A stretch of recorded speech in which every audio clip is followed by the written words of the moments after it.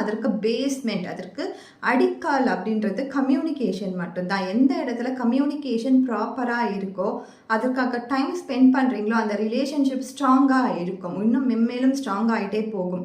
அதே மாதிரி ரிலேஷன்ஷிப்பில் பொறுத்த வரைக்கும் எந்த இடத்துல நம்ம கம்யூனிகேஷனை ஸ்டாப் பண்ணணும் இருக்கணும், எந்த இடத்துல நம்ம ஸ்டார்ட் பண்ணணும் இருக்கணும், இது கண்டிப்பாக எல்லோருக்குமே தெரிஞ்சிருக்கணும். நம்ம ஒரு சிச்சுவேஷன் நடக்குது, எனக்கும் என் ஹஸ்பண்டுக்கும், எனக்கும் என்னுடைய பார்ட்னருக்கும் ஒரு சிச்சுவேஷன் அங்கே போயிட்டுருக்கு. அந்த சிச்சுவேஷன் சரியில்லை, ஏதோ அங்கே பிரச்சனையாக இருக்குது, அவங்க அதுக்கு ரியாக்ட் பண்ணிகிட்டே இருக்காங்க அப்படின்ற பட்சத்தில் நீங்களும் அதே இடத்துல ரியாக்ட் பண்ணுறீங்கன்னும் பொழுது 2 பேருக்கும் கிளாஷ் தான் நடக்கும். அங்கே தீர்வு கிடைக்கவே முடியாது. ஸோ அந்த கம்யூனிகேஷன் அங்கே நம்மளுக்கு ப்ரெசன்ஸ் ஆஃப் மைண்ட் கண்டிப்பாக இருக்கணும். ஸோ ஓகே, நான் இங்கே ஸ்டாப் பண்ணுறேன், எனக்கு போதும், நான் ஸ்டாப் பண்ணுறேன், நான் வாக் பண்ணுறேன், நான் போகிறேன், இந்த இடத்துல இருந்து நான் வெளியில் போகிறேன், இதோட நான் முடிச்சுக்கிறேன், இதை நம்ம பேச வேண்டாம் அப்படின்னு சொல்லிட்டு அதற்கான டைம் நம்ம கொடுக்கணும். எனக்கும் கோவம் வரும், எனக்கும் நான் பேசுவேன், இதுக்கு நீ என்ன சொல்கிறியோ பதில் சொல்கிறியோ நான் அதுக்கு பதில் சொல்லுவேன் அப்படின்ற போயிட்டே இருந்தோன்னா அந்த கம்யூனிகேஷன் சரியாகவே இருக்காது. அது கம்யூனிகேஷனு கிடையாது, நம்ம வாக்குவாதம் அங்கே பண்ணுறோம்.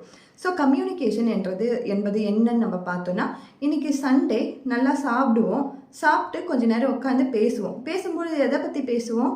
அடுத்த வாரம் ஏதோ ஒரு ஃபங்க்ஷன் இருக்கும், அதற்கு மொய் வைக்கணும், பசங்களுக்கு ஃபீஸ் கட்டணும், இந்த ட்ரிப்பு, இவங்க அது இதை பற்றி தான் பேசிகிட்டு இருப்போம். மெடிக்கல் எக்ஸ்பென்ஸு, வீட்டு வாடகை, ரெண்ட்டு, இதை பற்றி தான் பேசிகிட்டு இருப்போம். ஸோ இது கம்யூனிகேஷனா அப்படின்னு பார்த்தோன்னா இதெல்லாம் கம்யூனிகேஷன்லேயே வராது, கம்யூனிகேஷனே கிடையாது. இது எல்லாமே இன்ஃபர்மேஷன்ஸ்.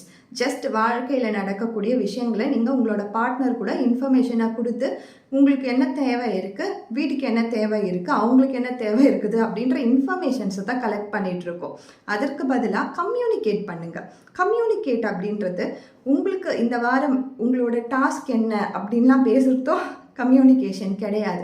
ஒரு அன்பாக நீங்கள் ஒரு 10 வருஷத்துக்கு முன்னாடி நீங்கள் லவ் பண்ணும்போது 2 பேரும் தனியான ஒரு தருணம் உங்களுக்கு கிடைக்குது அப்படின்னும் போது நீங்கள் எதை பற்றி பேசியிருப்பீங்க? உங்களை பற்றி பேசியிருப்பீங்க, உங்களுக்கு பிடிச்ச விஷயங்களை பற்றி பேசியிருப்பீங்க, பகிர்ந்திருப்பீங்க, நிறைய ஷேரிங் இருக்கும். எனக்கு இது பிடிச்சிருக்கு, எனக்கு இது பிடிக்காது, உனக்கு என்ன பிடிக்கும், உனக்கு எது பிடிக்காது, எல்லாமே காலத்தால் மாறக்கூடியதாக தான் இருக்கும். ஒரு விஷயம் 10 வருஷத்துக்கு முன்னாடி உங்களுக்கு பிடிச்சிருக்கும், இப்போ பிடிக்காமல் போயிருக்கும்.